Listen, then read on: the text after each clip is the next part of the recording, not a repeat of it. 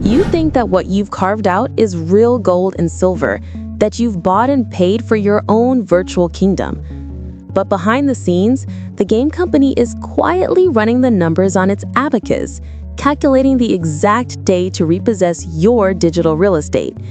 When the ownership of your cyber waifu becomes a legal gray area, the tug of war between player and titan is a far more treacherous battle than any in-game raid. So are you sure you really own your game account? Stay with me because the answer might just blow your mind.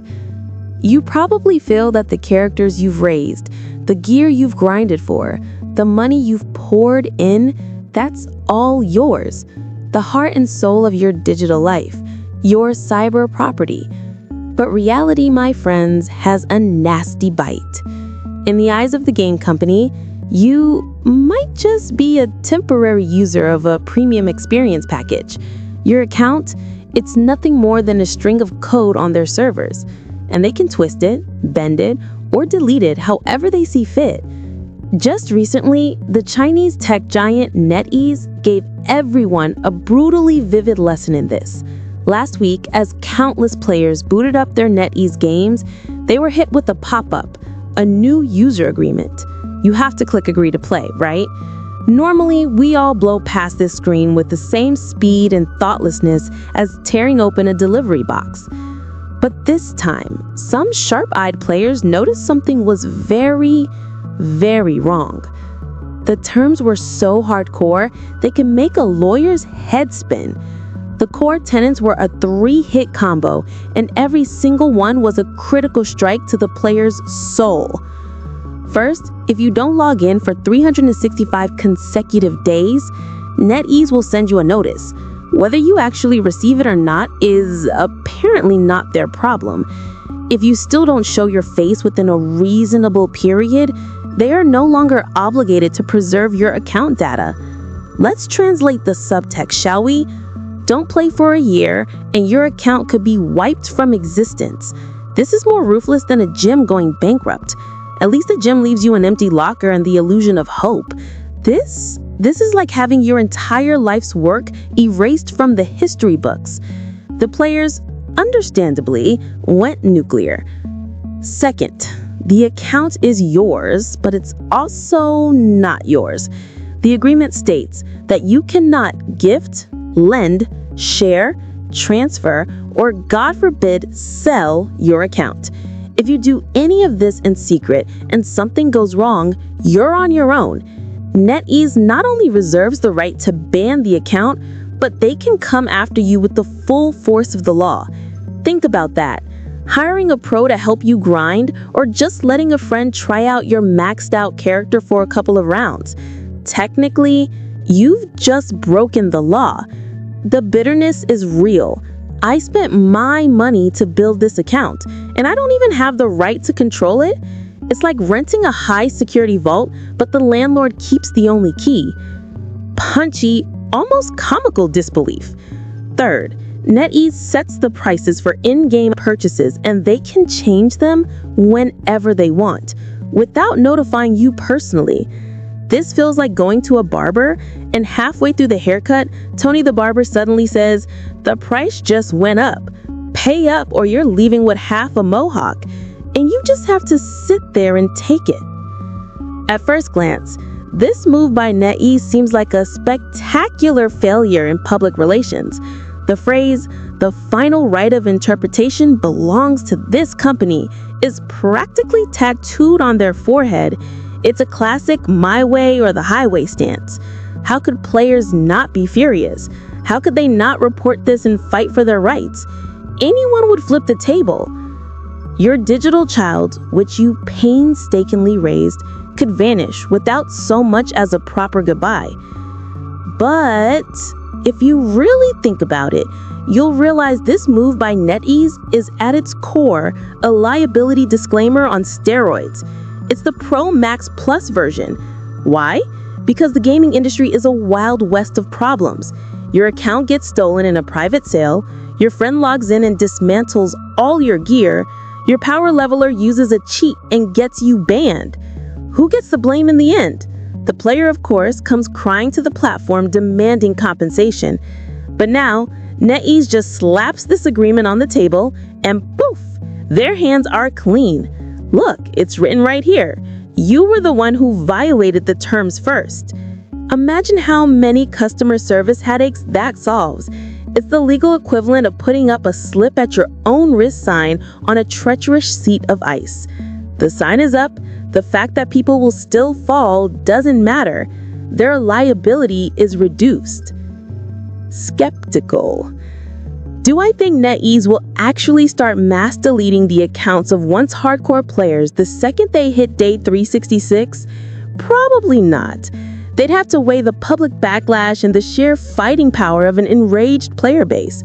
The real purpose of this agreement is intimidation, and more importantly, to give themselves a pair of legal ironclad underpants.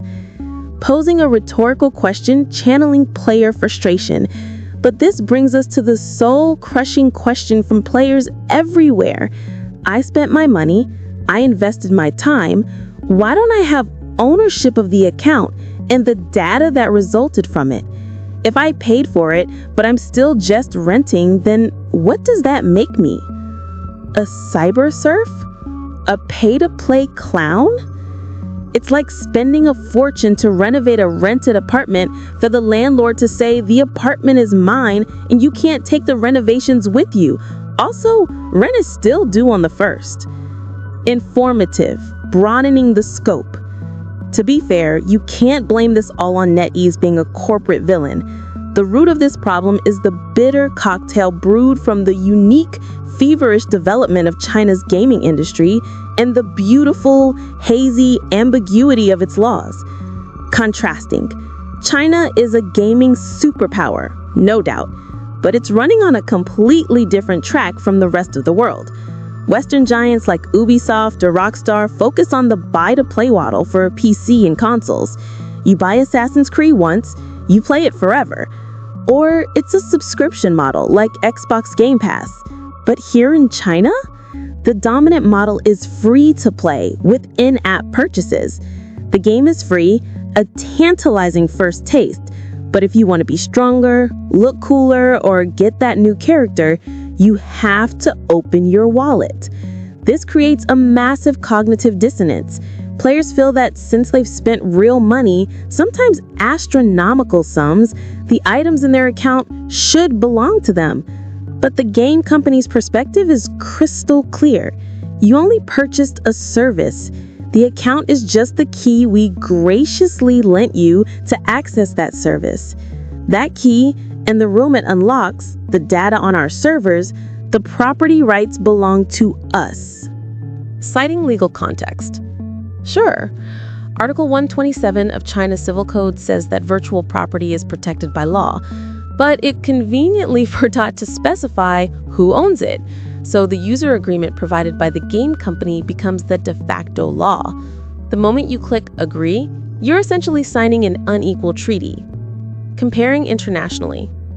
Let's look at our neighbors. South Korea directly defines virtual property rights as belonging to the player. Your account, your gear, your in-game currency, it's all your legal property. In Japan, virtual assets are independent of the service provider, treated like money in a bank account. Here, we're still stuck in the interpretation and application phase. A Supreme Court interpretation even suggested that since game assets depend on the company's servers to exist, ownership belongs to the company. The player only has the right to use them. With a sense of absurdity. It's a twisted logic, isn't it? My money bought your service, but the vessel for that service is still yours. Reflecting on past events.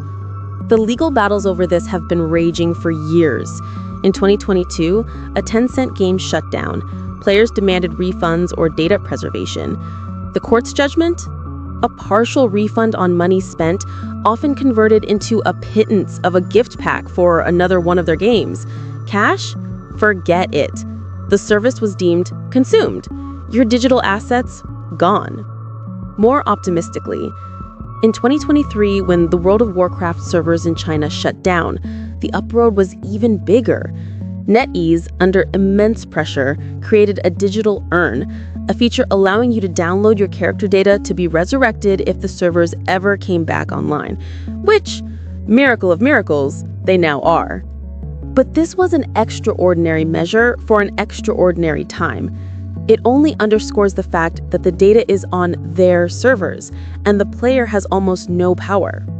Analytically, returning to the core issue. So, back to the big question. Why is NetEase being so aggressive right now? The answer is one word: money. Or, more specifically, the cost of saving money. Look at NetEase's latest financial reports. Their cost of revenue is climbing. Where is that money going? Servers, bandwidth, maintenance. A huge chunk of that is consumed by those zombie accounts, inactive accounts that just sit there, taking up server space and storage resources. They're like unclaimed packages piling up in a warehouse. Driving the point home with numbers. Industry data suggests a single dormant account costs about 5 to 10 RMB, or about $1, per year in storage costs. Now, multiply that by the tens of millions of inactive accounts a company like NetEase has. We're talking about hundreds of millions of won. That's billions of dollars. Money that could be spent on R&D, on employee bonuses, on shareholder dividends. Anything is more appealing than maintaining digital graveyards. Connecting to market performance. Meanwhile, NetEase's revenue growth is slowing. Their once unstoppable hit games are cooling off, and their new titles haven't made the splash they hoped for. When you can't open up new streams of revenue, you have to dam the leaks. These storage costs, the customer service nightmares from private account trading, the potential compensation payouts. If they can mitigate all of that with a few clauses in a user agreement, it's a no-brainer. It saves them hassle, it saves them effort, and most importantly, it saves them a fortune.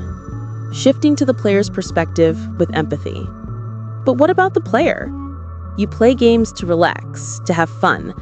Instead, you find yourself in a constant strategic battle against the publisher. Your account isn't secure, your assets aren't guaranteed, and even letting a friend play puts you at risk. This isn't just an immersive game experience, it's a crash course in the economics of digital serfdom. Delivering the core metaphor with weight. You are the tiller of the soil, pouring in your sweat, your money, your sleepless nights. The platform is the landlord, providing the land, the servers. But in the end, the harvest, the account data, all of it belongs to them. You only have the right to use it, and you must abide by the terms of the lease, the user agreement, which they can change at any time. Direct, cautionary tone.